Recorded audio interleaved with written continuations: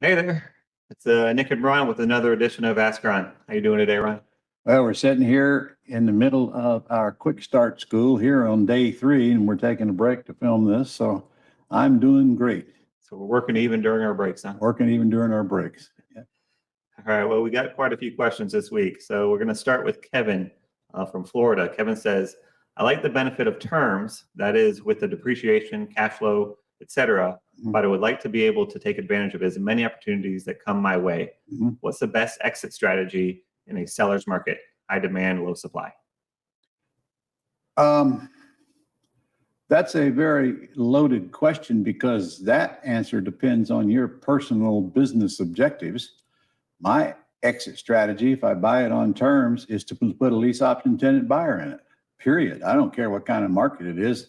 I've never had any trouble finding lease option tenant buyers in nice houses and nice neighborhoods.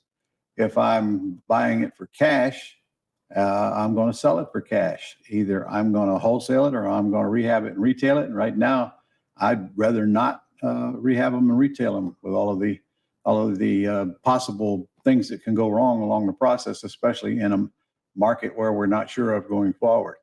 So very simple: buy with cash, sell for cash, buy on terms, lease option tenant buyer. All right. And then the second question would be, how about in a down market where the supply is high and the demand is low? We buy for cash and we sell for cash, and we buy on terms. We put lease option tenant buyers in it.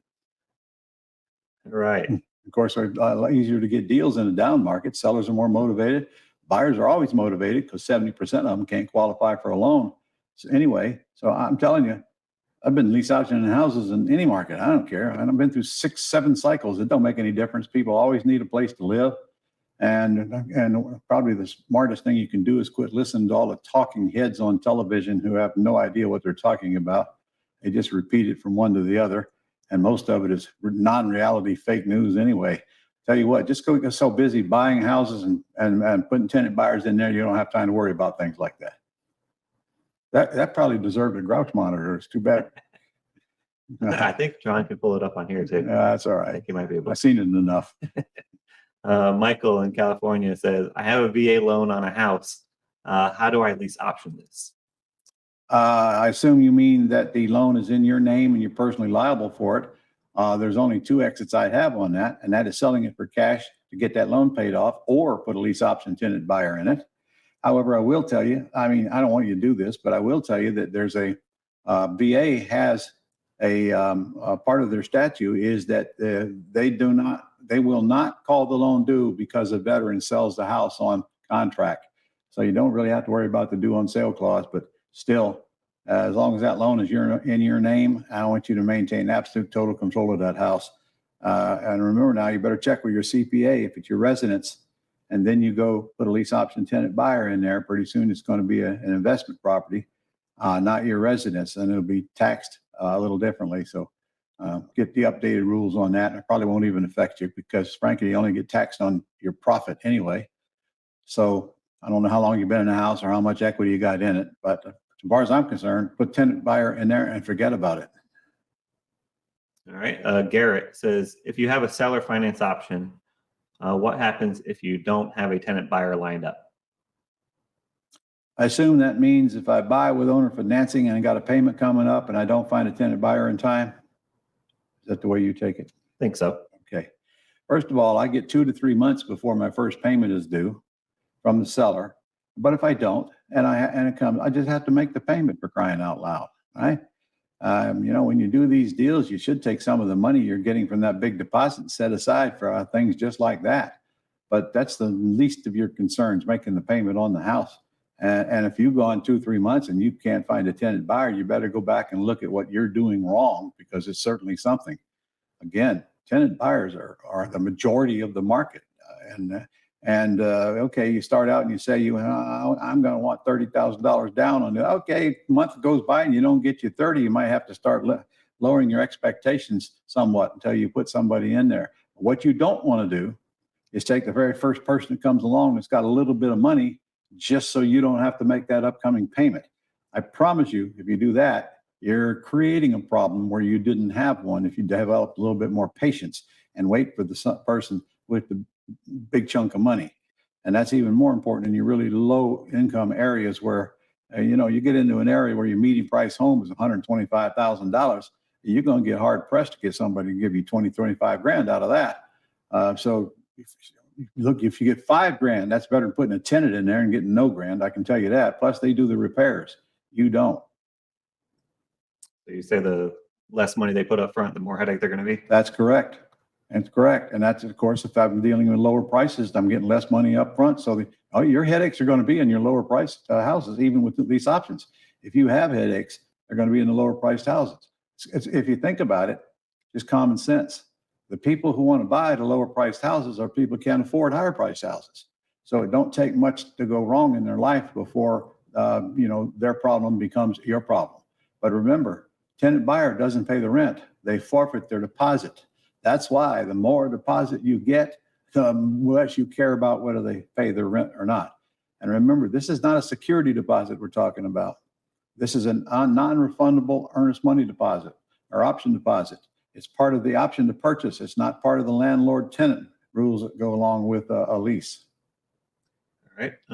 Akilah says, how does this work if the seller owes taxes, mortgage, has HOA liens, etc.?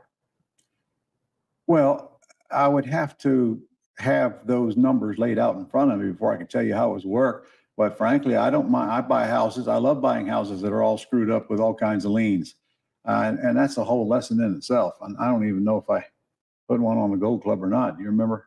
I'm not sure, but I bet if you, what would the title be of something like that we could search for? The title. I don't know. Buying houses with multiple liens or something like that. And I don't remember doing one. But honestly, if you had a list of the kind of liens that are on it, then I could go right down the list. But the whole goal is, if I buy the house with a bunch of liens on it, obviously the retail value of those liens go toward the price I'm paying for the house. But then I'm either going to go discount those liens way down, or I'm going to get them removed from the property, depending on what kind of lien they are, and create my own equity based on what I know. And because of the liens are there is the reason we probably got the deal to begin with. I've done this many times on over-leveraged houses, but they weren't over-leveraged by the first mortgage. There was a mortgage and maybe a second and maybe a judgment, maybe a tax lien or IRS tax lien. I don't know. All kinds of things can be on it. Some of them you can easier to work with than others. So I'd have to see the actual deal to be able to go into that. I do one of these. I remember going through one of these. I think it's, we just did. Where do we go through that at? I just remember doing it not very long ago. One of the classes. We just taped a new class on getting quality leads. We just did that last week. That'll come out shortly. And we recently taped another one on mastering the phone. So it wasn't either one of those. So shut up, Ron, and take the next question. All right. Natalie says, does the mortgage stay in the original owner's name? Absolutely. Absolutely, until it's totally paid off by your tenant buyer or you. All right. And last question is from Corrales, says, who pays the mortgage insurance if you do seller financing? Well, am I buying or am I selling? Okay. If I'm buying, I have to get a policy on the property. It's a non-owner occupied policy. Therefore, it's cheaper than an owner occupied policy. I need that policy in place the day I take title or before. If I'm selling with owner financing, it's up to my buyer to get a policy and name my company and the first mortgage lender on there as mortgagees, and they pay for that policy. So either way, buying or selling, you got it. So whoever owns the house. Whoever owns a house has to insure the house. Got it.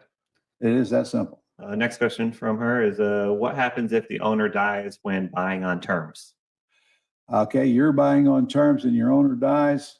Well, probably should send some flowers to the household. Other than that, you do nothing. And it is a responsibility of the heirs to honor the agreement. In fact, all your contracts will say heirs, successors, and assigns. So if the principal that you're dealing with dies, then the next in line that's an heir has to abide by that agreement. And if that's an issue, you just let your attorney handle it because it's a legal binding contract here and you have the right to enforce it. Usually it's not a problem because the only time you care is if you're paying off the loan and you watch them come out of the woodworks to sign if that's the case. All right, and Corrales' last question is, what's the difference in terms and subject to when taking over a property? Okay. There's only three kinds of terms. One is lease it with an option to buy. Another is buy it with owner financing, or my attorney's creating a note mortgage back to the seller. And the third is taking it over subject to, which means you're just taking over the debt. There is no note mortgage back to the seller. And in fact, when the seller sells you the house subject to, the loan stays in their name, but they have no more ownership of the property. They don't have any control of it. And so they're hoping you're going to make the payments because if you don't, there's not a darn thing they can do about it. So that's one thing. That's one reason why I poo-poo subject to. I know it's becoming a national phenomenon, people talking about it all over the internet, but these investors forget to make the seller aware of the harm that could come to them. Because if they want to go get another loan, this loan stays in their name. They have no evidence that there's income to pay that debt. So their debt ratio is going to be destroyed. They're not going to get qualified. And of course, our investors don't tell them that. And then again, if I don't make the payments, there's nothing they can do about it. And yet the loan stays in their name. So I buy it with owner financing. They have a recorded note showing they have the income to wash out the debt. And if I don't pay, they can foreclose me out if worse came to worse. All right, well, that's it for this week. All right, that's it. Okay, I'll see you all next week, same time, same channel. Keep them questions coming.